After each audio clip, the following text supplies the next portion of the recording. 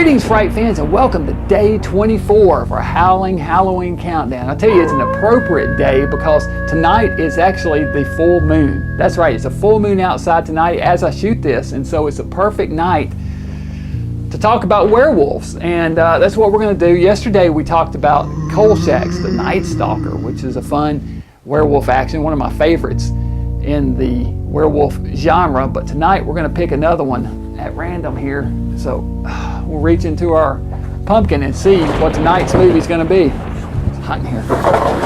Anyway, tonight we're going to talk about something else. Tonight we're going to talk about,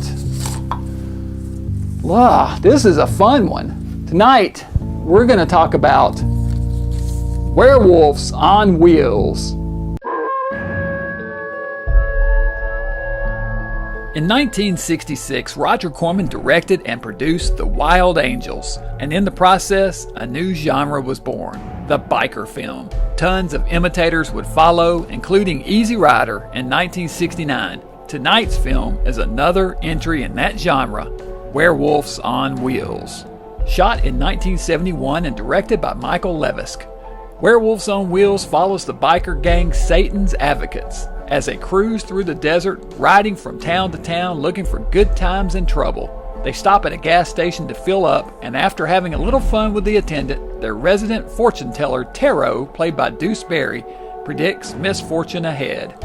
They head back to the highway and shortly make their way to a suspected satanic monastery and decide to party on the unholy grounds. And here we have our first moment of bad decision.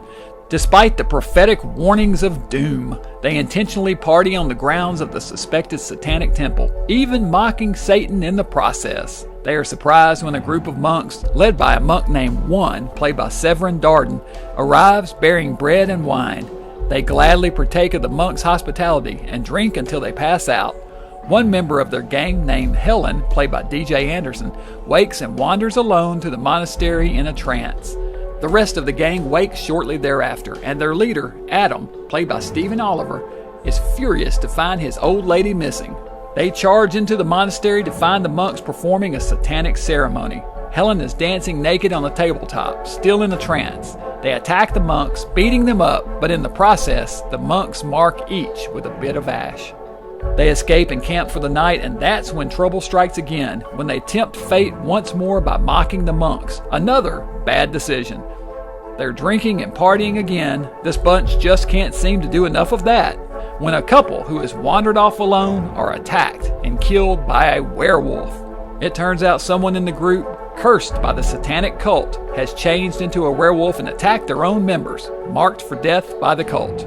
This is an interesting movie and one I really like. It's a mashup of horror and biker genres that plays out about 70-30 biker to horror, which is why some folks don't like this one. Not enough horror. But honestly, it plays just as well, if not better, as a biker film.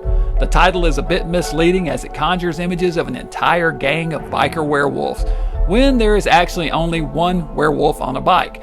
But you do get that one wolf rider, and it's some cool imagery. We learn the identity of the werewolf, and the disease gets spread through the group, who realizes the cult is to blame and heads back to the monastery for revenge, which, once again, as you can imagine, doesn't work out well for Satan's Advocates. 4 skulls. Alright, so that was Werewolves on Wheels, the greatest werewolf biker movie ever made. Of course, I don't know how many werewolf biker movies there were, but this one's the best. 4 out of 5 skulls. Whew. Man, is it hot in here? Whew. I'll tell you, man, it's burning up all of a sudden. That moonlight coming through the window sure is bright.